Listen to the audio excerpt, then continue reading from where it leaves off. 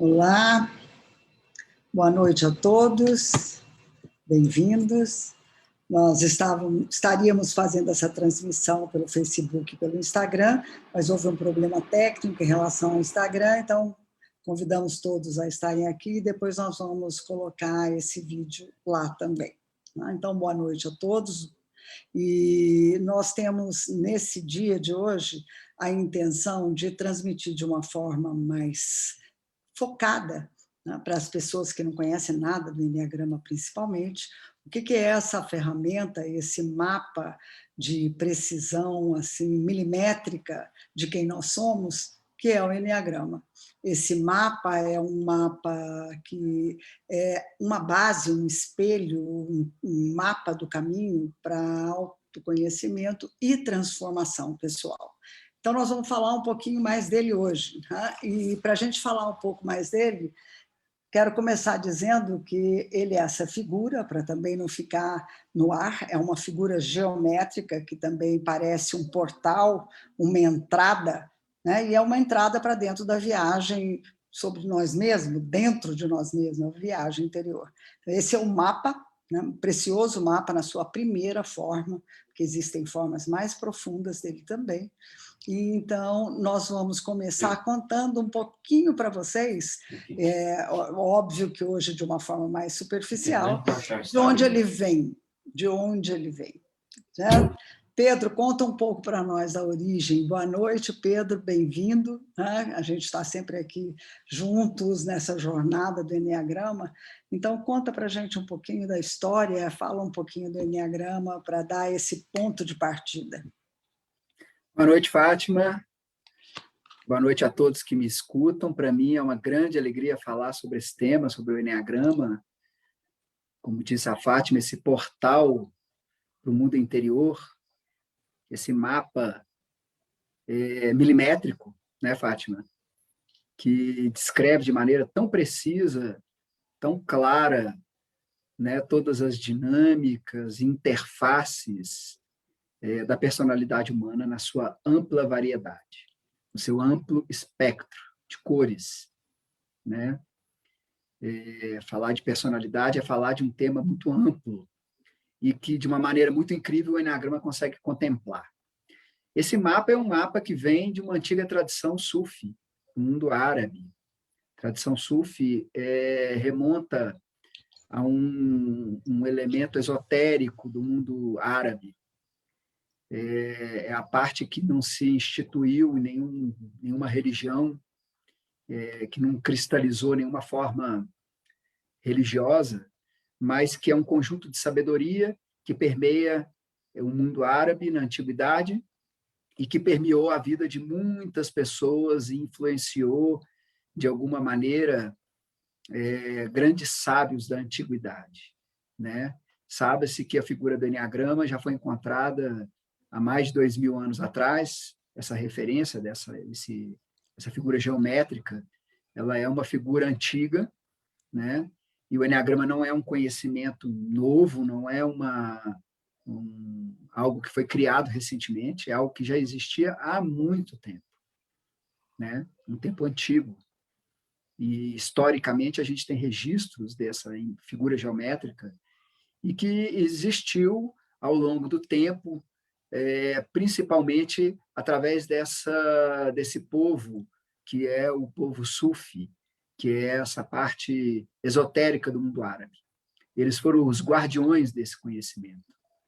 Eles foram as pessoas que cuidaram para que esse conhecimento pudesse chegar nos dias da atualidade, nos dias de hoje, e adotar a sua forma máxima da sua expressão, podendo, de uma maneira inteligível, de uma maneira clara, atender às necessidades da atualidade, né? Essa necessidade tão premente que a gente tem do autoconhecimento, de trazer para a humanidade uma ferramenta que permite se ver, se conhecer e fazer um caminho claro de transformação. Nisso, os sufis, eles eram experts nesse caminho, né? E esse mesmo conhecimento permeou diferentes culturas, diferentes tradições de uma maneira muito hermética, de uma maneira que não era aberta às grandes massas. Um conhecimento guardado para os iniciados, um conhecimento guardado para poucos que tinham a clareza de que deveriam buscar mais profundamente o sentido da existência em si mesmo, compreendendo em si mesmo o mistério da existência, o mistério da vida, né? Então, muitos sábios, muitas pessoas dotadas de um grande impulso ou de uma grande intuição encontraram com esse conhecimento na medida que foram encontrando consigo mesmo, na medida que foram buscando a si mesmo, como os padres do deserto, no antigo cristianismo, tinha essa mística, né, de buscar a si mesmo, e eles se isolavam e compreendiam, né, que nessa maneira da privação dos sentidos pudessem ter o momento ideal para entrar em contato consigo mesmo, e era através de entrando em contato consigo mesmo que entrava em contato com a sua própria sombra, com seus próprios demônios, com a sua própria parte pouco compreendida, né? Então, esses mesmos místicos compreendiam a importância de atravessar, de conhecer tudo isso para alcançar além, algo além, né? Para alcançar a si mesmo, precisa atravessar alguns desertos. Para alcançar a si mesmo, precisa entrar em alguns infernos, né? Para se alcançar o céu, precisa antes passar por algumas provações. Sim, né? E eu acho que, para resumir um pouquinho e deixar assim mais focado para quem está vendo pela primeira vez, na verdade, tudo isso, todo esse misticismo que tem atrás, né? Esse místico esotérico e exotérico, que o Enneagrama traz, inclusive, né? Com os pecados, né? Alguém me pergunta pela caixinha sobre por que ele chama pecados, né? Por que são os pecados, nós vamos falar mais para frente, mas cada tipo do Enneagrama, na verdade, é como se fosse um aspecto criado, um personagem criado, que você se identifica e esse personagem faz com que você viva a sua vida como um sambinha de uma nota só. Você sempre pensa do mesmo jeito, faz do mesmo jeito, sente do mesmo jeito e tem a impressão de que não, né? Porque conforme a sua forma de existir dentro do tipo do Enneagrama que você representa, você vai ter uma certa melodia para viver. Você vai estar mais influenciado por partes de você mesmo, que nós vamos ver dentro desse mapa, porque esse mapa ele é um círculo, um triângulo, né, e um hexágono, vocês podem ver aqui. Esse círculo, que é o todo, que também tem leis universais sobre ele, né, a unidade, toda a humanidade, você por inteiro, né? E o triângulo, que representa, vamos dizer assim, aquilo que é criado, porque o que é criado se representa na forma, né, na trindade aqui, e depois o hexágono, que é que tudo que é criado tem um caminho de evolução, tem um caminho para seguir. Então, dentro desse mapa, nós temos 9 tipos de personalidade. E esses 9 tipos de personalidade estão divididos em 3 grupos, que são grupos de pessoas que desequilibraram esse cérebro que nós temos, que é um cérebro trino, um cérebro mental, um cérebro límbico emocional e um cérebro instintivo motor. Então, dentro desse mapa, nós vamos ver que as pessoas se diferenciam dessa forma. Então, cada pessoa vai ter um tipo de personalidade dentro desse mapa, e são 9 tipos. E por que 9, né? Numa humanidade tão imensa, só 9 tipos de personalidade? Porque nós estamos falando de forma, e forma sempre é restrito. A nossa essência é única, mas a forma, ela é restrita, ela enquadra, ela coloca sobre um determinado aspecto. E que aspecto é esse que ela toma? É um aspecto onde o desequilíbrio entre esses 3 cérebros, para adaptar a família de infância, faz com que a pessoa desenvolva uma forma de estar no mundo, uma forma de sentir, uma forma de se ver, uma forma de pensar o mundo de acordo com aquilo que ela nasceu. naquela casa que ela nasceu, naquele ambiente que ela nasceu. E essas estruturas iniciais da vida vão ficar profundamente gravadas nesse cérebro infantil que está desenvolvendo. Ele vai estar nas estruturas muito profundas do cérebro, não é na nossa lógica racional, né? Porque lembra que a criança nasce sentindo, ela tem sensações e sentimentos, ela ainda não tem uma estrutura de pensamento.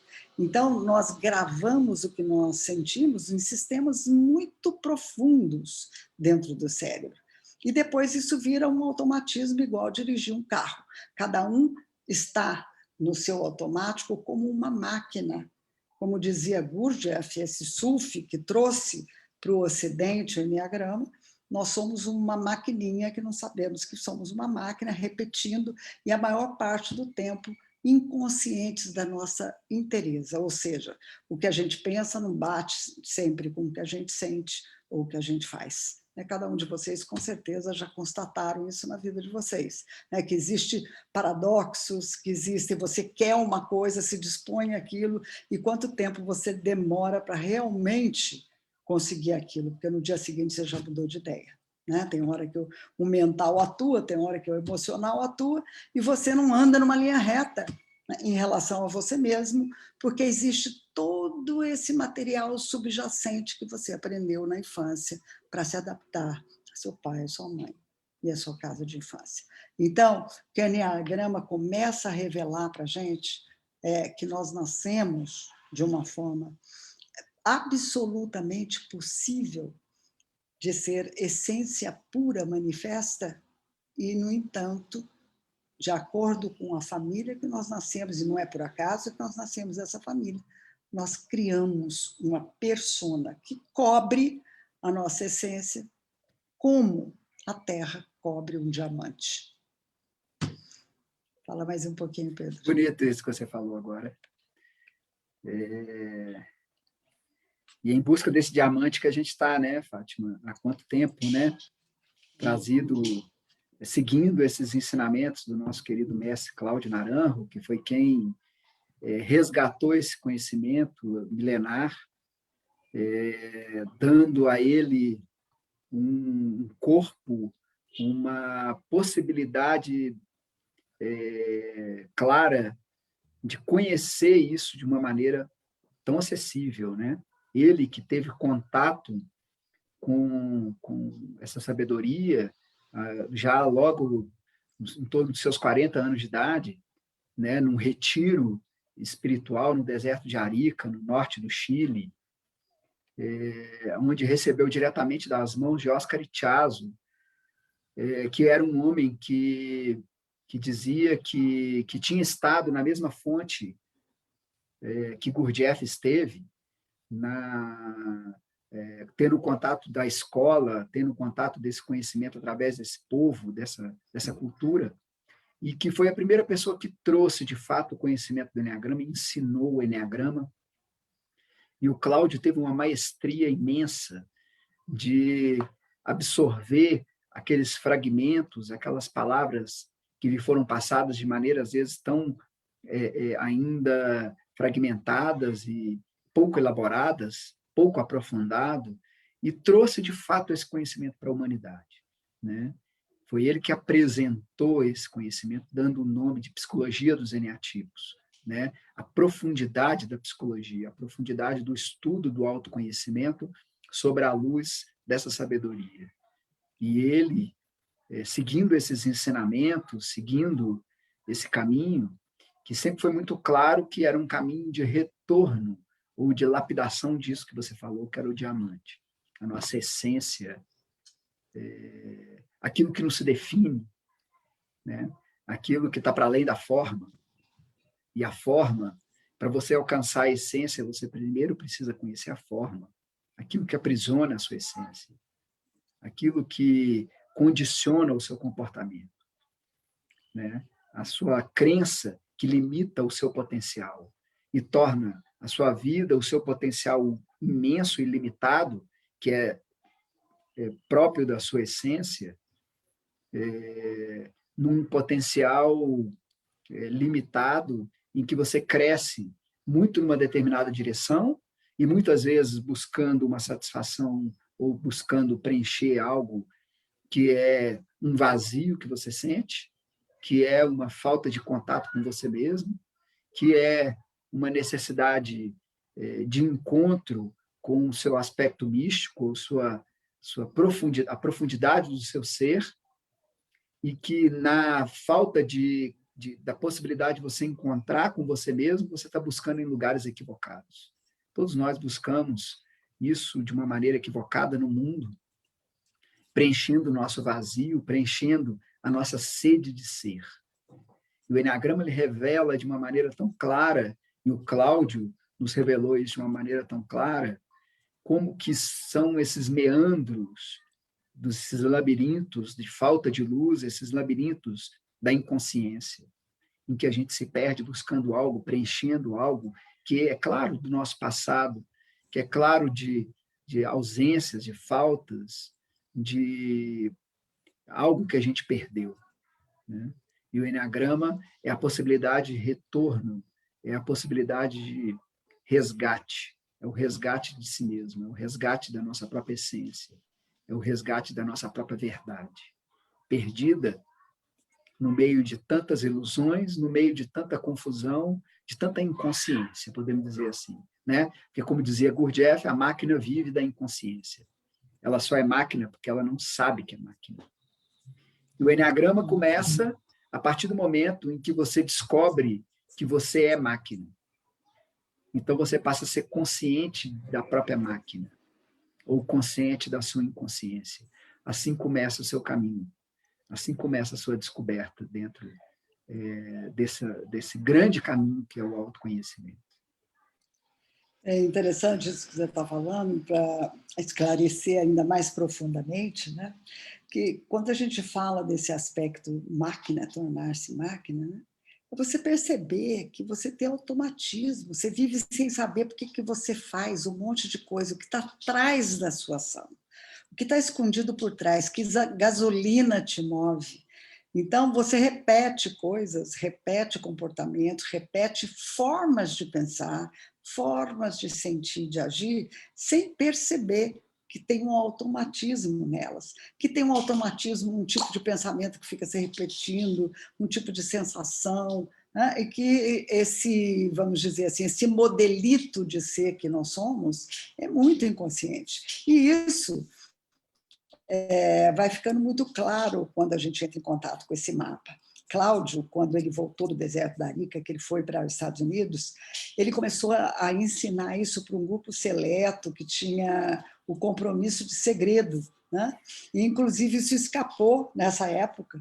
Então, pessoas me perguntam por que só os centros de Cláudio Naranjo são autorizados a fazer Eneagrama através do centro de Cláudio Naranjo, como pergunta que aconteceram, é porque justamente esse conhecimento que vem da fonte, né? Porque Cláudio Naranjo, depois de Oscar Ichaço, com esse desenvolvimento que ele fez através de inspiração profunda nesse deserto de Arica, e com uma história muito bonita que vocês podem ver no filme dele, que, se Deus quiser, já está entrando no Netflix em pouco tempo, sobre a vida dele, Ascensão e Queda na Montanha Sagrada, né? Esse filme, né, depois que ele sai, que nesse filme ele conta essa história, ele vai para os Estados Unidos e nesse grupo ele começa a ensinar. E aí daí vazam algumas pessoas que começam, sem a autorização dele, ensinar também, e daí vem outros e outros e outros e outros, e aí tem um conto que fala da sopa. Você conhece o conto da sopa, da sopa, da sopa, Pedro? É o conto do Nasruddin, que ele recebeu exatamente, né? Recebeu uma pessoa.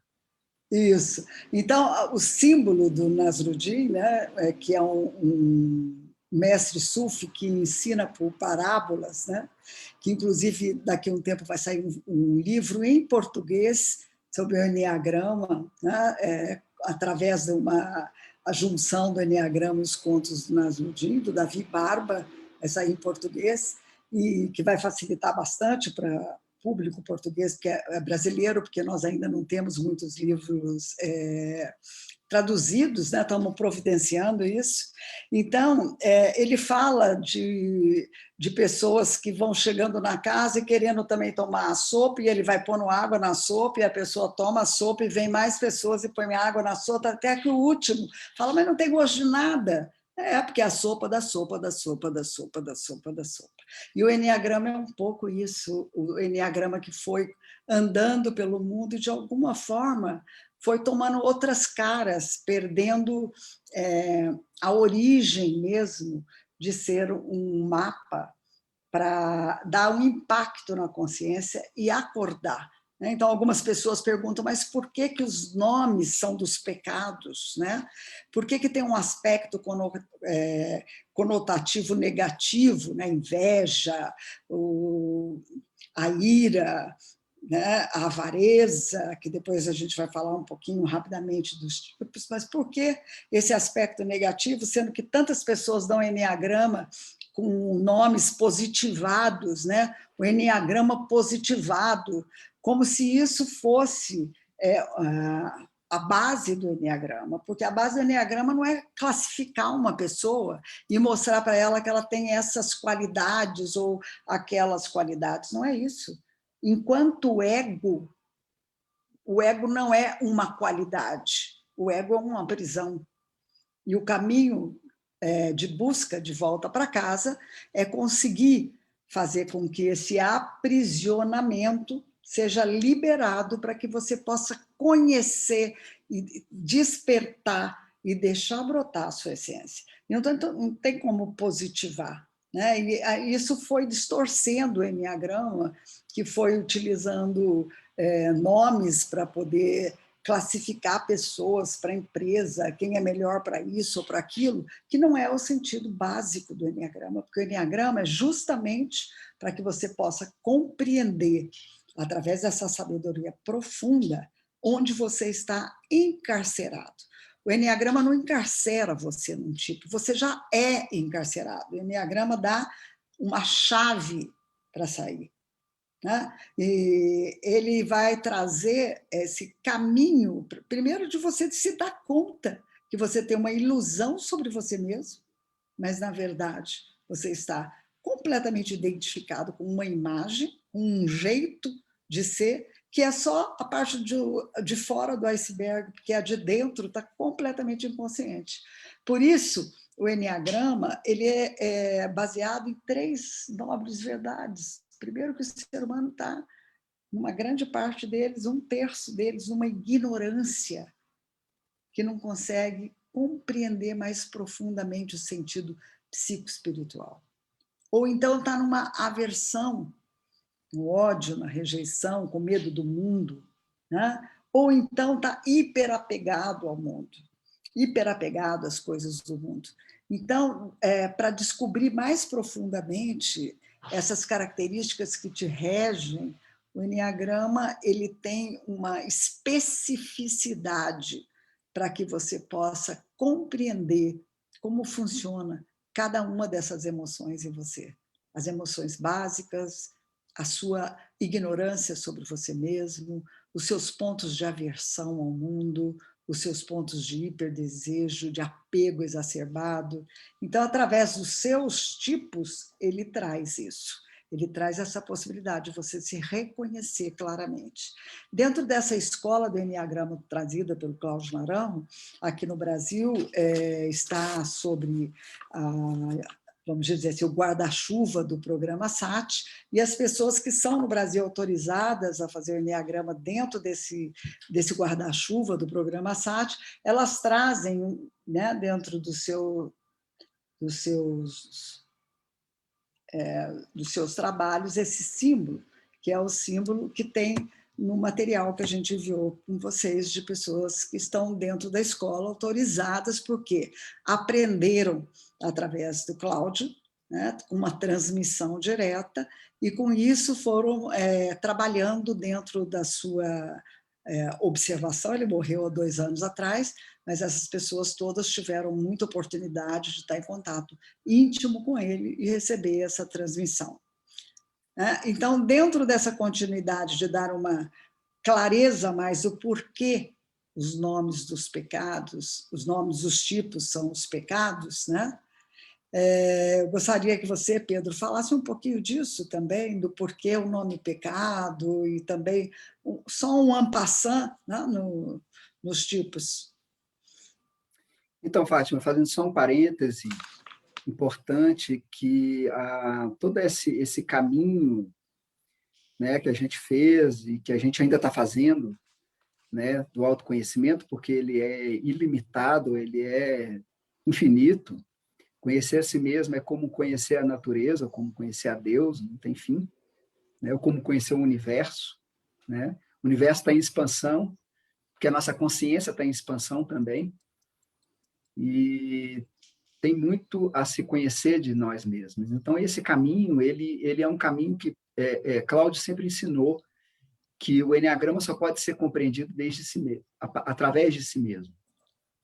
Então, por isso que, de alguma forma, a gente estamos todo o tempo na observação, todo momento, buscando ampliar o nosso conhecimento de nós mesmos, porque isso facilita o processo de conhecimento da própria ferramenta e, assim, conhecimento do outro. Ou seja, o Enneagrama não é uma ferramenta simplesmente objetiva, não é um conhecimento objetivo, não é um conhecimento duro, não é uma ciência que você acessa ela simplesmente lendo um livro. É um conhecimento que, para você alcançar a profundidade, você primeiro precisa conhecer isso dentro de você, conhecendo a inveja dentro de você, conhecendo a avareza dentro de você, conhecendo o orgulho dentro de você. A partir do momento que você reconhece que toda essa roda kármica, toda essa problemática humana reside dentro de cada um ou reside dentro de você e reconhece o porquê de cada uma dessas paixões, ou reconhece, né, por que existe isso aí, fica muito mais fácil de você alcançar e acessar tanto a sua própria liberação, quanto a possibilidade de você ensinar o caminho para o outro. Então, o Enneagrama ele trata de 9 paixões básicas. Paixões vem da palavra patos, patologia, enfermidade, apego, né? Que é uma palavra semelhante à palavra pecado. A palavra pecado é uma palavra que vem da artilharia grega, que é o arqueiro atira a flecha e ele erra o alvo, o centro do alvo. A distância entre aonde a flecha acerta e o centro do alvo é o pecado, é o desvio. A palavra pecado significa desvio, que é a mesma coisa de paixão. A paixão é um apego a uma determinada emoção, a uma determinada crença que te distancia de você mesmo, distancia da sua própria essência. E o pecado é a mesma coisa, é você errar no alvo, é se distanciar de si mesmo, é se identificar mais com a forma do que com a essência, né? O ego é a forma, e nós estamos identificados na forma, e perdemos a essência. A essência é muito sutil, a essência precisa ter muita sensibilidade, resgatar uma capacidade de ir além da forma para você tocar a sua própria essência. Então, como a gente está muito identificado na forma, muito identificado com os nossos padrões, com as nossas verdades, com as nossas crenças já pré-estabelecidas, isso faz com que aquela realidade, a realidade se torne uma realidade absoluta, sendo que ela é uma realidade relativa, uma realidade subjetiva, que foi aprisionada pelas suas próprias experiências, pelos seus próprios apegos, como disse a Fátima. Falando em linhas gerais, o Enneagrama descreve 9 paixões básicas ou 9 pecados básicos. Por quê? Porque o pecado, a noção de que existe um desvio, de que existe um apego a uma determinada paixão, isso já existe desde a antiguidade, desde os tempos do cristianismo esotérico, o cristianismo primitivo. Eu falei logo no começo da live sobre os padres do deserto, né? Sobre os místicos, os primeiros cristãos que entendiam que o reino dos céus estava dentro de si e buscavam romper os obstáculos a encontrar consigo mesmo. Como diz Rumi tem uma frase tão bonita que fala: você não tem que buscar o amor, você tem que buscar desobstruir, tirar os obstáculos que te impedem a chegar ao amor. Então, essa noção de pecado, a noção de paixão, né? Então, que o Enneagrama descreve de uma maneira muito clara, quando descreve, por exemplo, o orgulho como uma paixão por se inflar, a paixão por se auto-engrandecer, né? Se distanciando da sua própria essência. Ou como descreve a vaidade, a paixão por aparentar, a paixão por mostrar algo que te distancia da sua essência. Ou como a própria inveja, que é a paixão por olhar para fora, por buscar algo no mundo, e ao buscar algo no mundo eu me distancio de mim mesmo. Ou a paixão da gula, que é essa necessidade, essa sede de algo que precisa acontecer, né? Uma satisfação imediata das minhas vontades ou dos meus desejos, isso me distancia da minha própria essência, daquilo que verdadeiramente me move ou que está atrás dessa necessidade neurótica, ou, né, dessa paixão. Ou a paixão da luxúria, esse mesmo ímpeto, esse mesmo movimento, né, que é uma busca por uma intensidade, que é uma busca por viver algo de uma maneira que é como uma sobre busca de uma intensidade que vai fazer frente a uma falta de sensibilidade, a uma falta de contato consigo mesmo. E da mesma maneira a preguiça, da mesma maneira essa necessidade de esquecer de si mesmo, e a preguiça aqui ela é vista de uma maneira diferente do que a preguiça habitualmente vista, né, como um pecado que te distancia de si mesmo na medida que você esquece de si mesmo, a preguiça de ser. Da mesma maneira, a avareza, que é essa paixão por reter-se, essa paixão por guardar a si mesmo para algo que te defende de um fantasma ou de uma crença de que o mundo não vale a pena. Então, cada paixão é uma forma de distanciar você da sua essência, uma forma de distanciar você buscando algo, sendo movido por uma busca, por uma satisfação de alguma coisa que ilusoriamente vai preencher o seu vazio, ilusoriamente vai te trazer uma satisfação, como poder, como reconhecimento, como admiração, como simplesmente, às vezes, suprindo uma antiga sensação de que eu não faço parte, e como que eu faço para fazer parte, ou como que eu faço para me proteger, né? Como o medo, a paixão do medo, que se protege ardentemente de um perigo que existe, ilusório, imaginário, que o mundo possa me ferir, ou que o mundo vai passar por cima de mim. Então, é muito gasto de energia que a gente tem com as nossas paixões. É muita energia dispensada numa satisfação de uma necessidade neurótica, de uma necessidade infantil.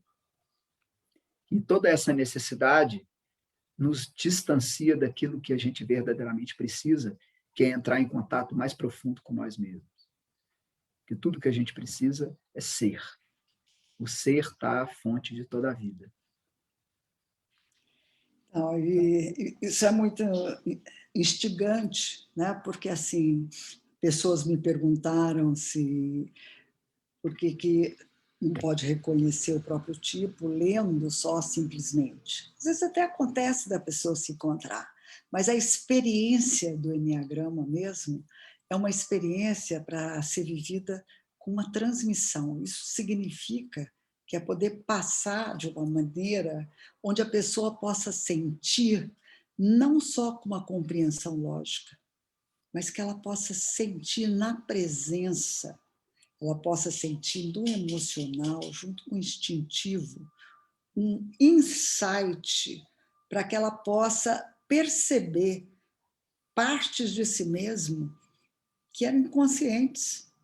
Então, lendo simplesmente, é muito difícil você acessar partes mais inconscientes, porque se está inconsciente é justamente porque está defendido, porque você criou um monte, né, de estratégias para se defender disso. E para poder sentir isso que está debaixo d'água, né, abaixo do iceberg, é preciso que você tenha uma vivência, uma experiência de transmissão, para que você possa sentir e chegar no insight. Por isso que não adianta só ler. Às vezes você lê, até identifica o tipo, mas não tem o choque na consciência, que é o fundamental para que você possa começar o caminho, né? Que é até representado por essa linha, a linha de choque, né? Que você, para entrar nesse portal, você tem que dar-se conta de algo. E esse dar-se conta de algo é um insight profundo que inicia o caminho, que começa a mostrar para você como atrás de tudo que você faz tem algo oculto que se move por essa paixão. E isso que é o importante de poder fazer a vivência do Enneagrama, e não simplesmente só ler, né? E é óbvio que quando a gente fala dos padrões neuróticos, que é justamente essa prisão, né? Porque uma prisão é uma neurose, dentro do conceito é comportamento repetitivo, a sambinha de uma nota só, né? Então, quando você começa a identificar esse personagem, essa neurose, essa paixão, você começa o trabalho com o Enneagrama, porque não é identificar-se só. Aí sim que começa um trabalho de presença e desidentificação e pesquisa, e aí começa o caminho. Tá? E todo esse caminho que desenvolve e que também ajuda muito, Cláudio Naranjo tendo trazido para a presença do Enneagrama também a Gestalt, né? Porque me perguntaram se o Enneagrama tem alguma relação com o Gestalt. Diretamente, não, mas o Cláudio Naranjo conviveu com Fritz Perls e teve uma Gestalt viva própria, que é uma forma de psicoterapia, e que tem como base a presentificação, a responsabilização pelo que se sente, pelo que está acontecendo aqui e agora. E o trabalho com o Enneagrama é um trabalho de presentificação do seu personagem a todo momento, de você poder ir conhecendo a todo momento, pela sua observação interna, por esse olho interno que você começa a desenvolver no caminho da desidentificação. Então, é um caminho que tem muitas passagens, né? Então, me perguntaram também sobre a virtude, né? Mas muito antes de poder chegar na virtude, passamos da paixão para a fixação, que são os nossos sistemas de crenças, ideias loucas, e vamos mergulhando profundamente na desidentificação. Essa parte do Enneagrama, o Cláudio transmitiu dentro do programa SAT, dos SATs, que são vivências profundas de 10 dias, que é diferente, já é outro grau em relação à primeira fase do Enneagrama, que é essa que nós vamos aplicar online, né? Que é o Enneagrama, né, da psicologia dos eneatipos e as paixões e fixações.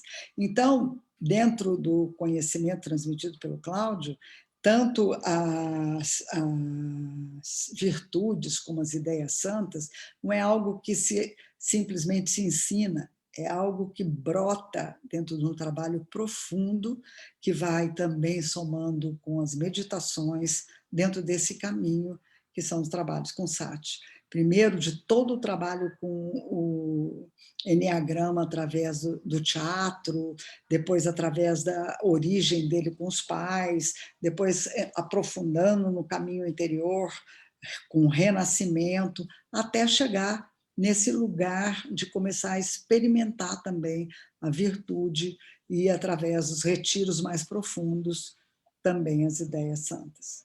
Então, começamos pelo Enneagrama, né? Esse é o começo de um caminho de transformação pessoal. Então, não é só algo de te dar um tipo e você reconhecer que realmente você funciona daquele jeito. Isso é só a chave para começar a abrir a porta e adentrar o caminho. Então, eu acho importante também a gente trazer, vamos dizer assim, né, um conhecimento de que não é só você fazer o curso, é você fazer o curso e começar o seu trabalho, né? É você receber a transmissão e iniciar o caminho. Mais uma bola para você, Pedro. O enneagrama dos pais influencia o enneagrama dos filhos? O eneatipo dos filhos? É uma pergunta que nos mandaram.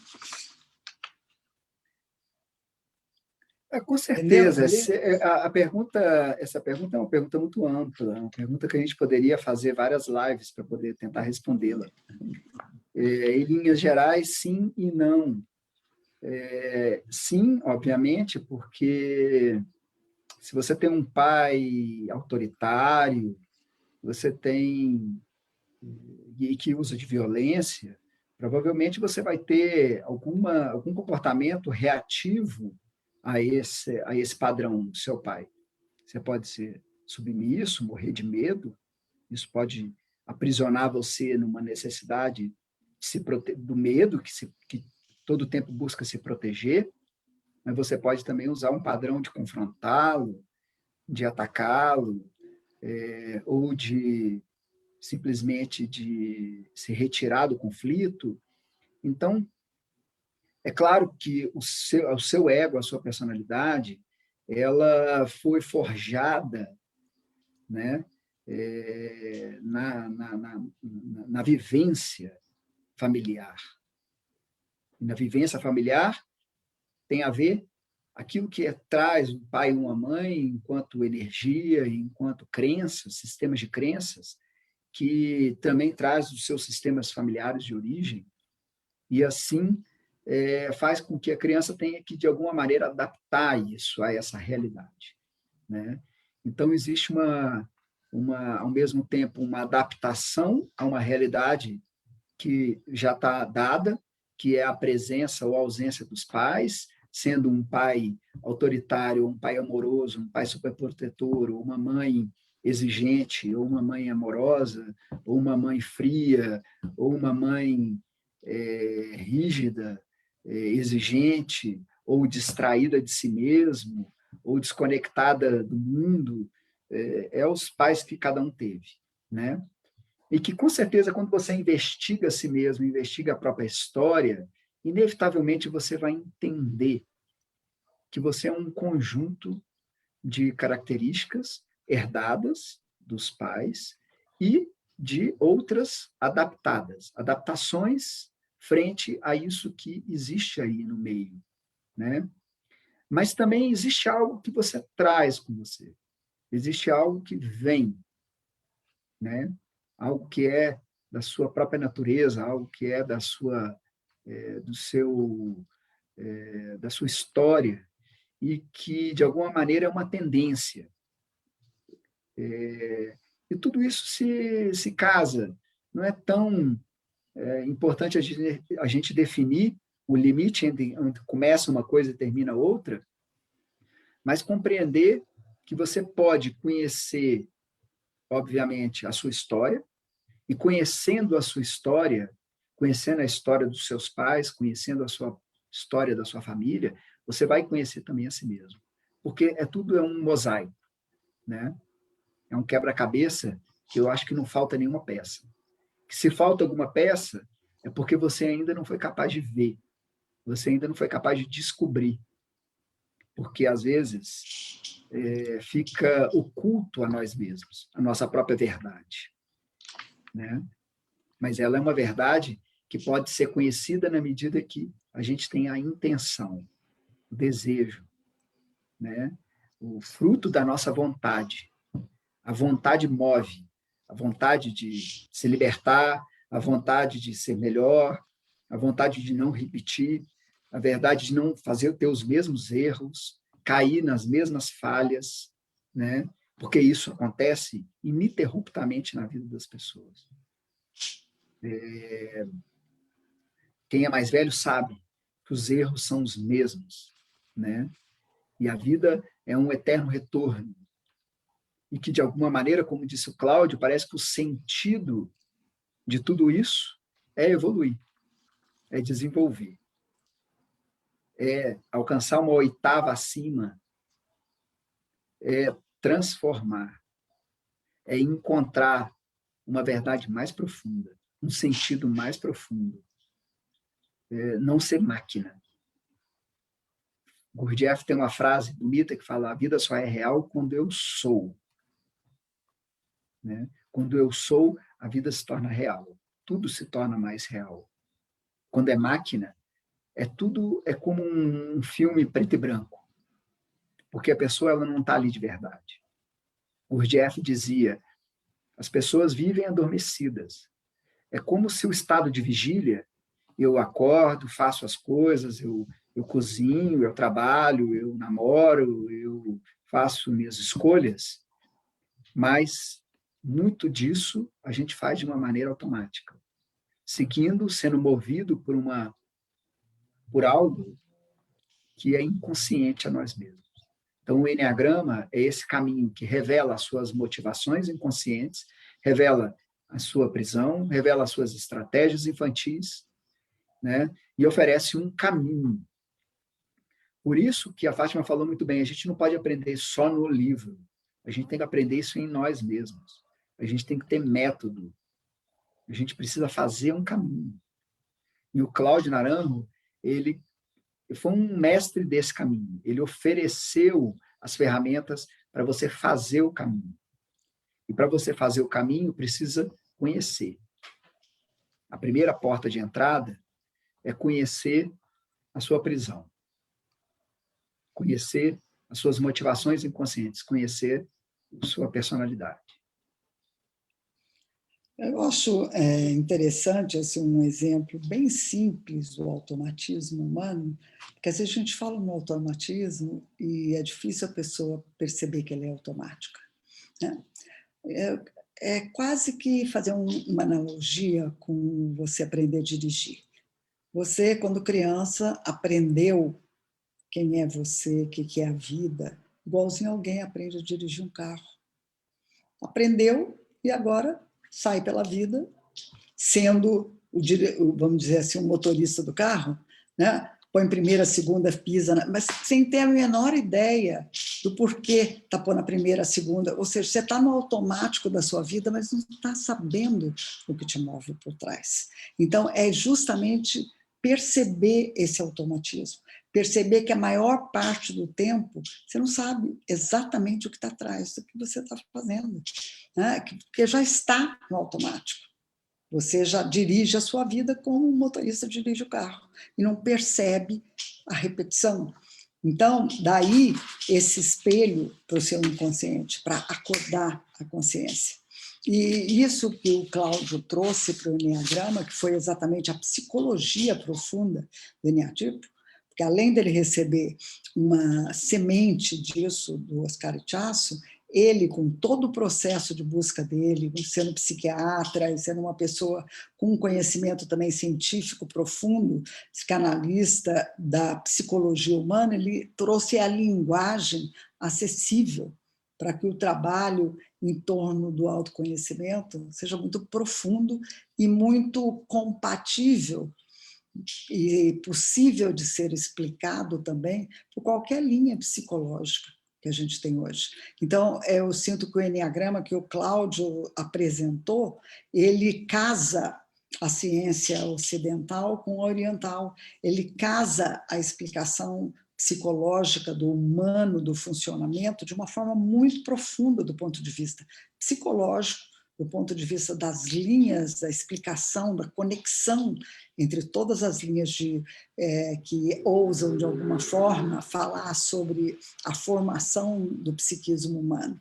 Tem uma junção dessas coisas de uma forma muito profunda. Então, atende, vamos dizer assim, a ciência e atende o esoterismo e atende a uma realidade muito palpável em cada um de nós que experimenta encontrar a si mesmo dentro desse mapa. Umas pessoas perguntaram falando que fizeram um curso de Eneagrama, que não encontraram o seu tipo, que ficaram em dúvida, né? Às vezes é a maneira de aprender e também, às vezes, são camadas que você vai precisando de conhecer para chegar na origem mesmo, né, do seu personagem. Mas, geralmente, as pessoas, na grande maioria, já saem conhecendo o seu tipo e depois começam, elas mesmas, a investigar. E, muitas vezes, né, dentro dessas camadas que vai se investigando, vai se apurando mais o centro que te move. Então, é preciso muito estudo de si, né? Algumas pessoas já o impacto é muito grande, muito inicial, algumas pessoas necessitam um pouquinho mais. Isso é natural dentro dos processos, né? Então, eu sinto que as atribuições de Cláudio Naranjo com relação ao Eneagrama são essenciais, porque elas foram a fonte, né, vamos dizer assim, desse conhecimento que a gente tem aqui no Ocidente, que ele trouxe da semente de Oscar Ichaço e desenvolveu de uma forma muito ampla e muito profunda, né? Então, eu imagino, Pedro, que você possa ter alguma coisa a mais para poder dizer antes da gente terminar, né? Porque já está chegando a hora da nossa finalização. Nós começamos um pouco mais tarde, né? Do que 7h30. A gente tem alguns minutos ainda. Sim. Então, eu acho que o Cláudio ele foi muito feliz em manter a tradição, em estar conectado com a fonte, porque o eneagrama que ele ensina é um eneagrama que oferece às pessoas a possibilidade de elas olharem para dentro, de elas fazerem um caminho de transformação, ou seja, o eneagrama ele serve para cada um. Ele não é um instrumento de controle, ele não pode ser um instrumento de querer simplesmente colocar as pessoas dentro de um diagnóstico superficial, ele não pode ser um instrumento de querer encaixar as pessoas em funções, né, para um uso utilitário, nem um uso para simplesmente para lucro, né? E a gente sabe que todo o conhecimento, ele de uma maneira, se for usado de uma maneira inconsciente, ele de alguma maneira, essa intencionalidade, essa intenção acaba por não absorver tudo aquilo que aquele conhecimento poderia trazer de benefício, né? Então, a intenção do Cláudio sempre foi uma intenção de libertar as pessoas, de revelar para elas os seus próprios condicionamentos, aquilo que ela já vive, aquilo que ela já repete, a prisão que ela já está dentro, para que ela possa sair dessa prisão. O Cláudio era um mestre do ser, ele foi um mestre das virtudes. Ele era um homem que amava o ser humano em toda a sua completude, admirava de uma maneira muito ímpar os feitos humanos, as obras de arte, as obras literárias, a música, tudo que era expressão genuína, tudo aquilo que revelava o ser, tudo aquilo que era manifestação daquilo que era mais autêntico de cada um. O Cláudio ele era um amante do ser humano e ele tinha uma fé profunda no ser humano. Uma fé profunda porque ele foi, em si mesmo, ele fez esse caminho de transformação. Então, como ele viveu esse caminho de transformação, ele não poderia ter outra coisa que não seja a fé. A fé no caminho, a fé nessa possibilidade de fazer uma trajetória de transformação, uma trajetória de superação das próprias limitações, né?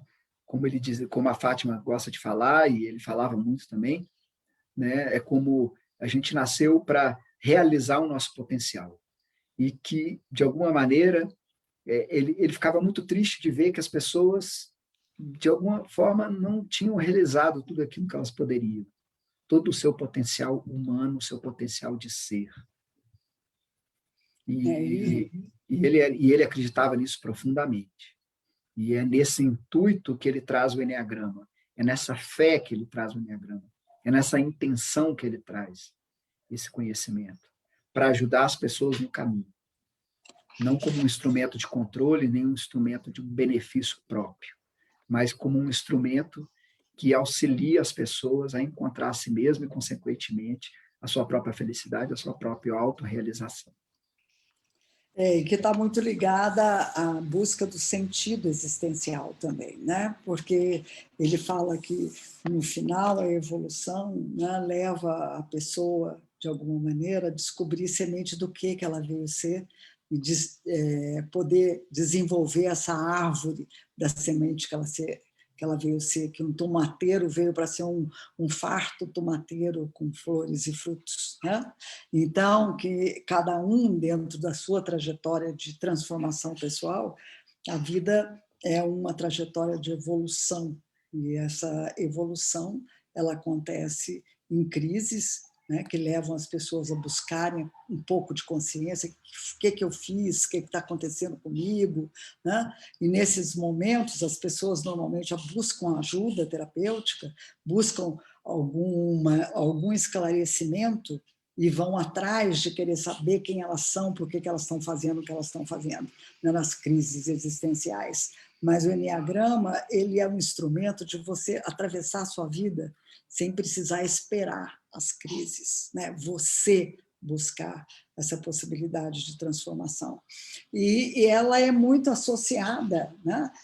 As pessoas insistem na pergunta, eu quero falar mais um pouquinho dela, é muito associada com o processo terapêutico também, porque o processo de evolução psicoespiritual também é um processo terapêutico também, né? A terapia, dentro de todo o trabalho que o Cláudio trouxe, né, com a transpessoal, inclusive, ela é uma junção de um trabalho terapêutico que chega ao espiritual, porque o ser humano é um só, né?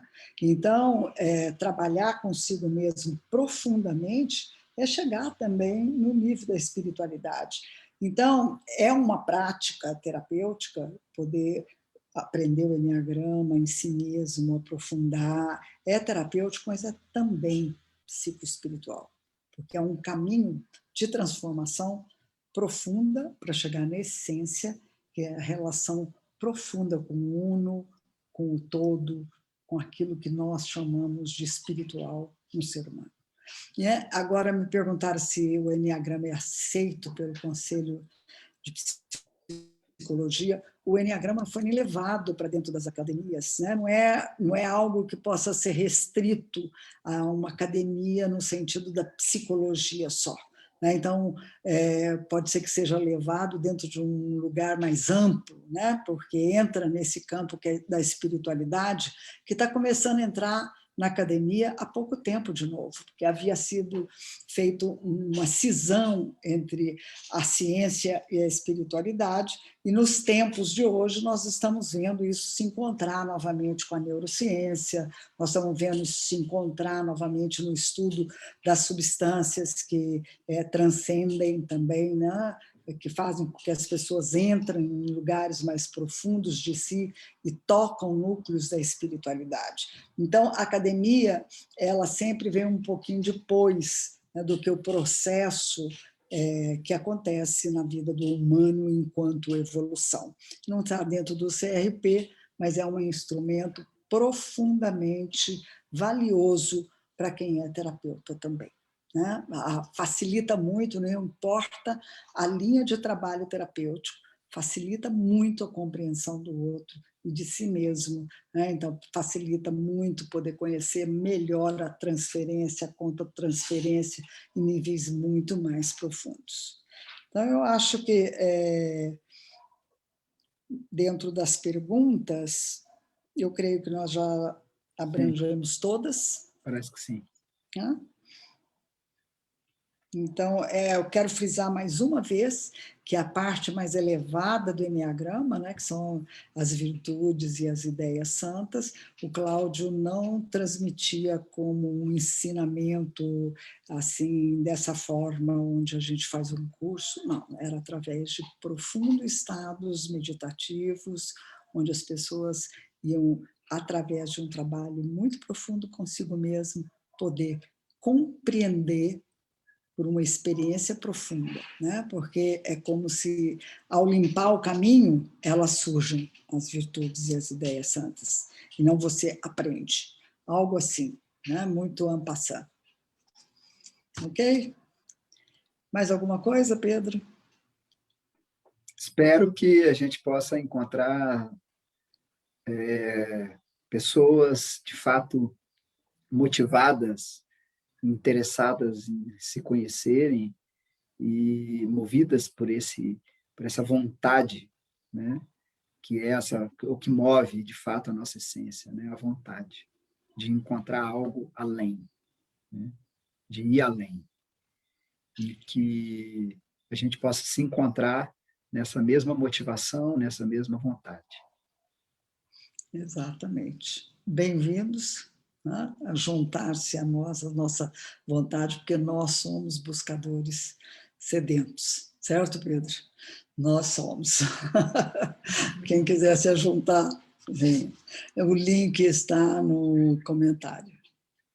Tá bom? Então, bem-vindo a todos. Boa noite. Grato, Fátima. Tchau, todo mundo. Grata a todos. Tchau, Pedro. Grato.